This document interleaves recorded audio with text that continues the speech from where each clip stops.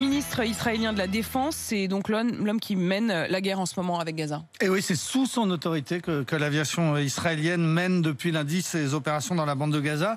Une guerre qui se déroule alors que le pouvoir est vacant en Israël. Le Premier ministre Netanyahou a échoué il y a une quinzaine de jours à former un gouvernement. Il expédie les affaires courantes. Il est assis sur un siège éjectable. Benny Gantz est tout aussi précaire. Il est Premier ministre bis, ministre de la Défense, par intérim ministre de la Justice, des Communications, de la Science et de la Technologie, la moitié du gouvernement à lui tout seul. Mais depuis lundi, le pays est en guerre et c'est donc le général Benny Gantz qui est à la manœuvre. Le ministre de la Défense est un novice en politique, mais un soldat très expérimenté, fils d'un juif roumain et d'une juive hongroise, rescapé de la Shoah.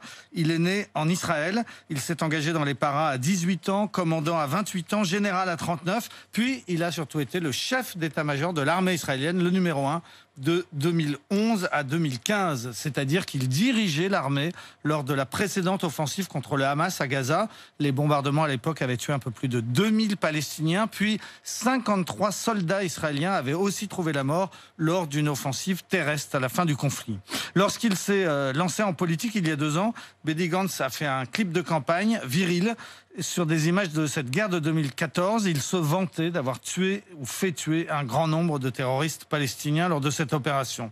À la tête du parti qu'il a créé, qui s'appelle le Parti bleu et blanc, Benny Gantz est arrivé à égalité avec Benjamin Netanyahou aux élections de 2019, puis de nouveau au coude à coude lors des 3 scrutins suivants qui se sont succédés. La crise politique dure depuis 2 ans en Israël. Netanyahou et Benny Gantz sont rivaux, mais condamnés à essayer de gouverner ensemble provisoirement. Et donc depuis 5 jours, c'est surtout Benny Gantz que l'on entend. Il appelle au calme et au rassemblement des Juifs et des Arabes à l'intérieur, en Israël, pour éviter la guerre civile. Mais il est partisan de la méthode forte à Gaza.